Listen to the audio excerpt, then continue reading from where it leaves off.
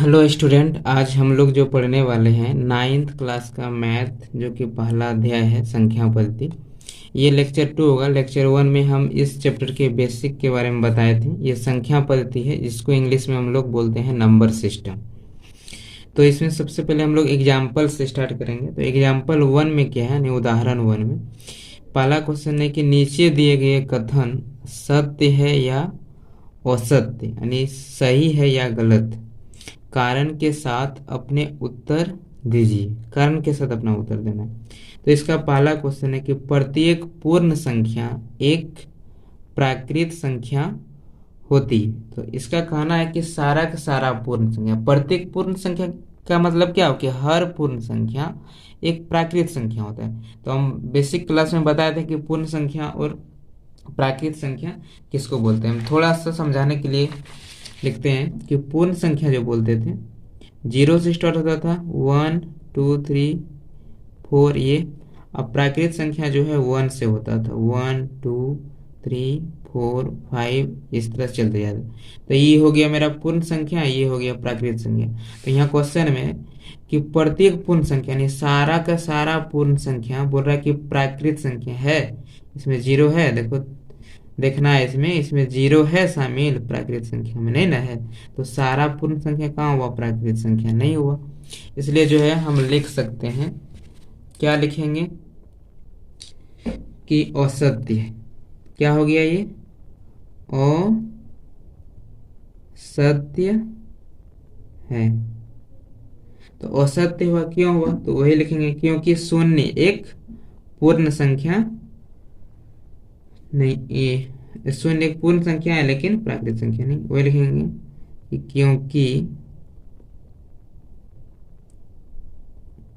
क्योंकि शून्य शून्य यानी वही 0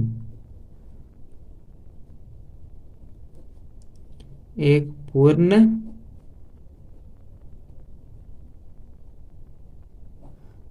संख्या है, लेकिन प्राकृत संख्या नहीं, लेकिन प्राकृत संख्या नहीं, लेकिन प्राकृत संख्या नहीं है। समझ में आ गया। अभी हम बताएं कि पूर्ण संख्या जो होता है, पूर्ण संख्या वो 0 से स्टार्ट होता है, जबकि प्राकृत संख्या 1 से होता है। इसका कहना था कि नहीं, ये सारा का सारा पूर्ण संख्या, ये सारा सारा संख्या प्राकृत संख्या हो, यानी प्रत्येक। सारा कहाँ है, इसमें 0 तो नहीं। वही लिखे आंसर में कि औसत है, क्योंकि शून्य एक पूर्ण संख्या है लेकिन प्राकृत संख्या नहीं है। तो अब हम लोग उदाहरण 1 का दूसरा क्वेश्चन में चलते हैं। इसका दूसरा संख्या है कि प्रत्येक पूर्णांक एक परिमेय संख्या होता है। हाँ, प्रत्येक पूर्णांक परिमेय संख्या होता है, क्योंकि पूर्णांक में हम बताए थे, पूर्णांक में क्या बताए थे कि इसमें जो है माइनस वाला भी संख्या होता है, जैसे -3 -2 -1 0 फिर 1 फिर 2 फिर 3 फिर 4। तो ये है पूर्णांक संख्या, इधर चलते जाता है। तो ये पूर्णांक संख्या बताए थे, जैसे मैं इधर धनात्मक संख्या ऋणात्मक संख्या, 0 केवल पूर्णांक है, नहीं धनात्मक नहीं ऋणात्मक है। तो ये सब पूर्णांक है। ये कह रहा है कि सारा का सारा पूर्णांक जो है परिमेय संख्या है या नहीं, तो है, क्योंकि सबके नीचे जो है एक छिपा हुआ रहता है। सबके नीचे क्या छिपा हुआ रहता है, एक, जो कि p/q के रूप में ये है। ठीक है, और q की जगह में 0 भी नहीं है, मतलब अंश की जगह में 0 भी, ये हर की जगह में 0 भी नहीं है। तो ये जो है सारा का सारा पूर्णांक संख्या जो है मेरा परिमेय संख्या होगा। तो वही लिखेंगे क्या कि हम प्रत्येक पूर्णांक एक परिमेय संख्या है यानी, तो है, वही लिखेंगे सत्य है। क्या है ये कथन, सत्य है। तो क्यों सत्य है, कारण लिखेंगे, तो वही लिखेंगे क्योंकि प्रत्येक पूर्णांक, क्योंकि प्रत्येक पूर्णांक है ना। अगर हम प्रत्येक पूर्णांक m ले लेते हैं, तो m को, प्रत्येक पूर्णांक m को m/1 के रूप में लिखा जा सकता है, लिखा जा सकता है। इसलिए इसलिए प्रत्येक पूर्णांक इसलिए प्रत्येक पूर्णांक इसलिए प्रत्येक पूर्णांक एक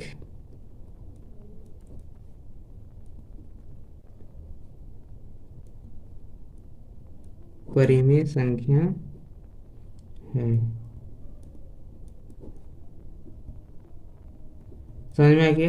यहाँ क्या लिखें? सत्य है क्योंकि प्रत्येक पूर्णांक, यानी प्रत्येक पूर्णांक m मान लिए, m को हम m/1 के रूप में लिखा जा सकता है, क्योंकि सारा पूर्णांक संख्या के नीचे एक छिपा हुआ रहता है, के रूप में लिखा जा सकता है। इसलिए प्रत्येक पूर्णांक जो है परिमेय संख्या होगा। अब हम लोग तीसरा क्वेश्चन में जाएंगे। तीसरा क्वेश्चन है कि प्रत्येक परिमेय संख्या एक पूर्णांक संख्या होती है, यानी सारा का सारा परिमेय संख्या जो है वो पूर्णांक संख्या हुआ।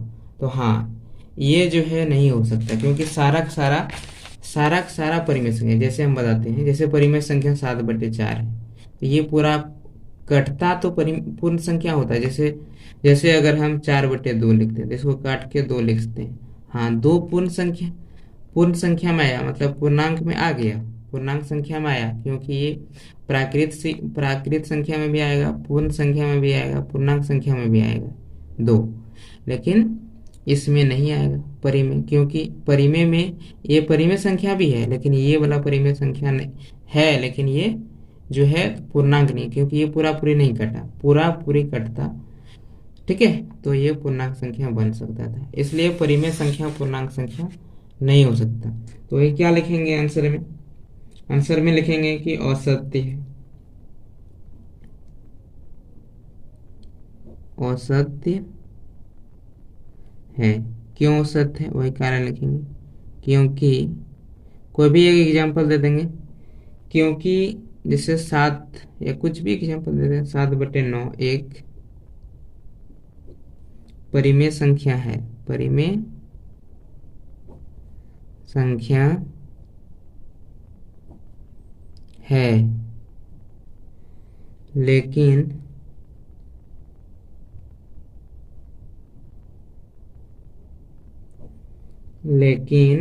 पूर्णांक नहीं, लेकिन पूर्णांक नहीं है। ठीक है, देखो, प्रत्येक परिमेय संख्या एक पूर्णांक संख्या होती है। औसत है क्योंकि 7/9 एक परिमेय संख्या है, लेकिन पूर्णांक नहीं है, क्योंकि ये पूरी कट जाता, अगर कट के कुछ बचता तब वो होता पूर्णांक, लेकिन हाँ, सारा पूर्णांक परिमेय संख्या हो जाएगा। अभी इसके ऊपर वाला में तो यही था 2 नंबर में। यहाँ तक समझ में आ गया होगा। ये उदाहरण 1 था, एग्जाम्पल 1 ये कंप्लीट हुआ। अब एग्जाम्पल जो है 2 बताते हैं।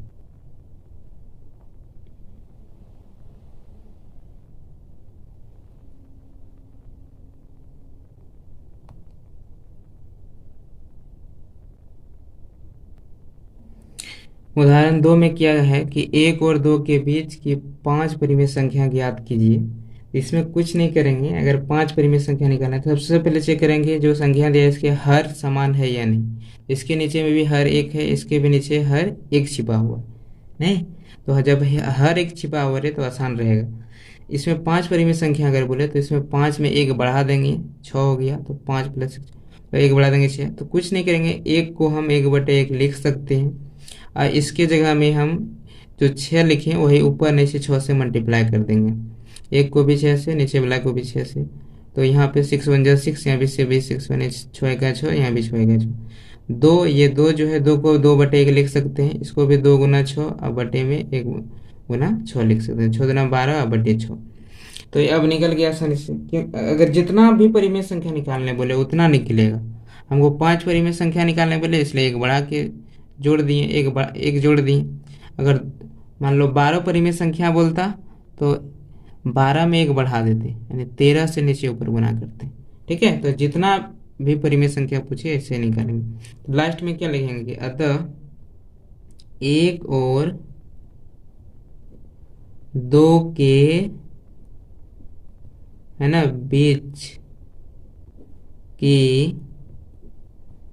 5 परिमेय